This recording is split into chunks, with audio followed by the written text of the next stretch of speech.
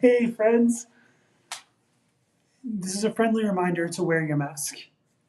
Um, it is so good to be back with you for another week of Dwell Live. I am excited to be here with you, and I want you to know that you are welcome here. No matter what you believe or who you love or what you've done, there is nothing that can prevent you from being a part of us. This is Dwell Youth Ministry, which is a youth ministry of First Congregational United Church of Christ in Colorado Springs, Colorado. And I am very excited that you're here and that you're watching this. We are just a couple of weeks away from Christmas, which is so exciting. I'm excited. We're in the season of Advent. This is a very fun time for us, and I'm happy to be here. Before we really get started tonight, just wanted to do a couple of announcements. We are doing this tonight, and we have one more week left in this year of the Dwell Live program. And so next week will be the last week of the year before we take a couple of weeks off from like normal youth programming, which means next Monday and Tuesday we're still doing the middle school and high school Zoom. Monday middle school, Tuesday high school, and uh, then on this coming Sunday and then the following Sunday we're going to be having a virtual game night, which I am really excited about. We'll be playing Jackbox games. Um, all you'll need is a device to sign in onto Zoom, so like on a computer, and then bring a second device where you can play the game. I think it's a lot like Kahoots, which is something I think some of you are familiar with.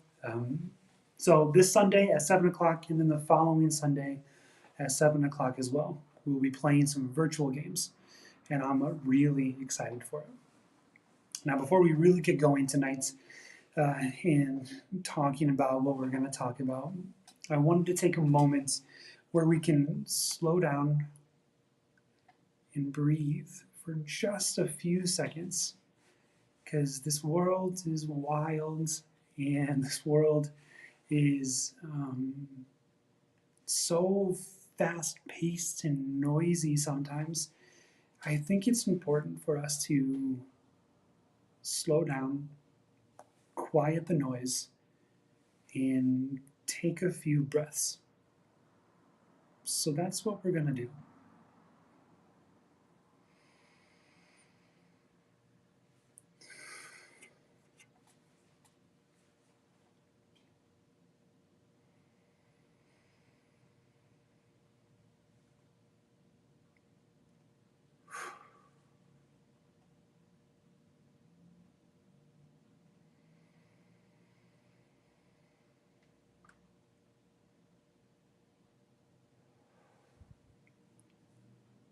Isn't it nice to just breathe? We breathe all the time, but it's really good for our brain when we actually think about our breathing um, for just a few moments. It's a meditative practice to help center us, to calm us down. If you ever get real anxious or worried, that's a really good tool to use in order to um, calm those anxious and worrying feelings. Just to simply breathe. So, as a tool for you to use whenever you get stressed or just whenever you feel like feeling better, go ahead and breathe. This is one of the hardest times of the year for many people because it is so dark. I mean, it's been dark for like 2.5, 3 hours now. It's 7 o'clock. Like, it's so dark at this time of year. The sun sets very, very early. The sun sets before dinner. And so, like, I'm sometimes torn between wanting to go to bed or wanting to have dinner. because my body is accustomed to going to sleep when it gets dark and waking up when it gets bright. Um, it's been dark here in Colorado for just hours. If you paid attention in science class, you kind of know why it gets so dark so early during the winter. The Earth is a globe spinning quickly around a giant flaming ball in the universe. It doesn't travel in a perfect circle, it's more like an oval, so there's times when it's closer to the sun and times when it's further away from the sun. It's also on a tilted axis in that so the world isn't like perfectly straight up and down, it's tilted, which means at this time of the year, it is almost where we're at in the northern hemisphere. The we are further away from the sun than we normally are, and we're tilted away from it, which is why it gets dark so early. Um, it's why my friend in South Africa actually, she is experiencing the coming of summer right now, and is bright for much of the day. Uh, and it's why it's so dark here. We are further away from the sun, and the north is tilted away from the sun. We still get daylight, unlike some people in like Alaska or the northern reaches of Canada. It stays dark there for much longer than it does here. And this like perpetual darkness, it makes me sad because I love daylights. I am not a night owl who craves to be out along with the moon and the stars. No, I really like being home and in bed at night. I love sleep and I don't stay up late. Um, why am I talking about this? Well, because the winter solstice is less than 2 weeks away. The winter solstice is when we officially enter winter, just like the summer solstice is when we officially enter summer. Uh, but the winter solstice is not just about dates when we can mark on our calendars that we've officially entered winter. No, it is also the time when the Earth begins its spiral back towards summer. From the summer solstice until now, the days have been getting slowly and steadily shorter and darker here in Colorado. It is a slow and terrible decline to the early nights that we're experiencing now. It's cold and dark and difficult for many of us. But in 12 days, yes, 12 days, we will officially enter winter. The winter solstice is on December 21st. Then, for a few days, the Earth kind of remains on its same tilt uh, until eventually, after a few days post winter solstice, it begins to tilt back towards the sun as it begins to rotate. After the winter solstice, the days become brighter and longer. That is until the summer solstice, when this habit is repeated, when the sun or when the earth begins to tilt back away. But in just 12 days, we'll start to tilt back towards the sun. This is the way of the world, the ebb and flow of seasons, of times, of dates and weather. Sometimes it's brighter, sometimes it's darker. This is the pattern of our world and of our lives. Some days it's brighter for us. Some days it's a little bit darker for us. Um, those those feelings and experiences of hurt and pain when on those darker days are perfectly natural. Sometimes we are experiencing so much pain and grief from the overwhelming things that are happening, like a global pandemic uh, and everything else that's happening around us, that it's hard. We've lost loved ones. Our friends move away, breakups happen, a parent loses a job. So many things can happen that make us feel like the sun has set too early, that it's getting dark too early, that we're too far away from the sun. Those things are going to happen.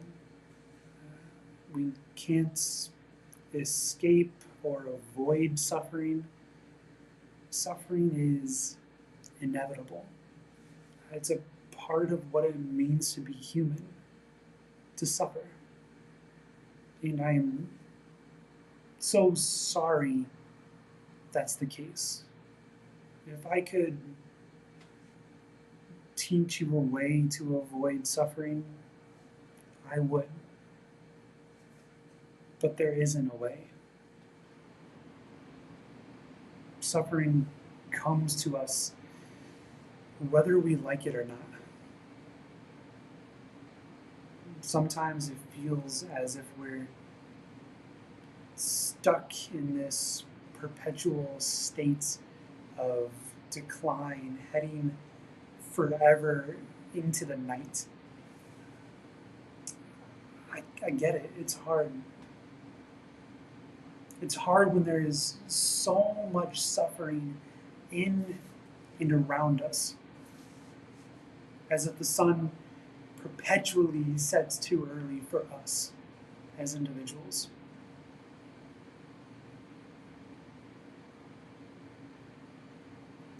All I can say is that the winter solstice is coming, not just in the world around us, but for us as individuals. On December 21st, the world will be at its darkest for a few days.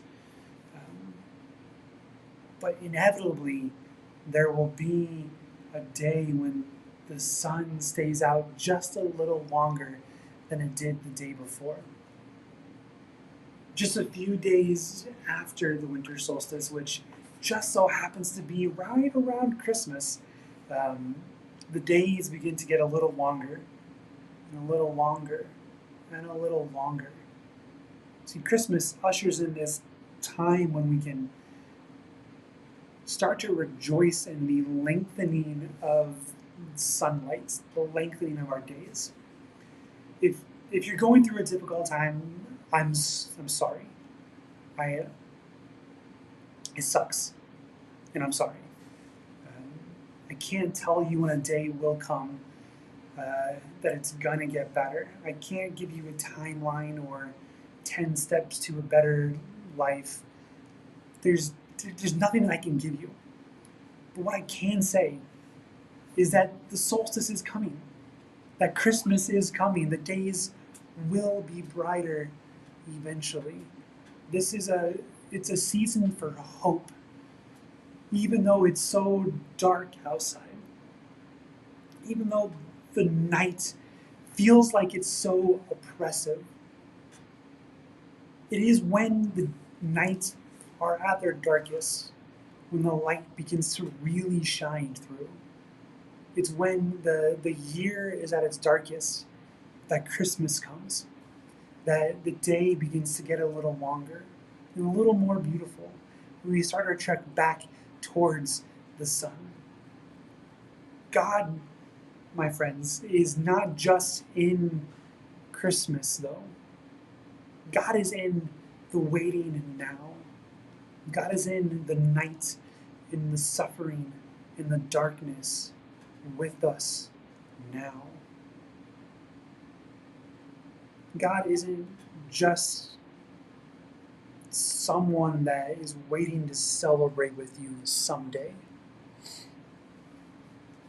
No, right now, when it's at its darkest, God is there too. God suffers with us. God doesn't try to fix anything necessarily. No, God wants to walk with us through our suffering. But the hope is that one day the winter solstice will come, that the day will be just a little brighter, and then a little brighter the next day. It's hard, I get it,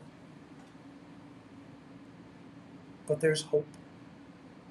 So, as we end, may you, my friends, find hope in this, that we are not alone in the night. And may the light shine on you and give you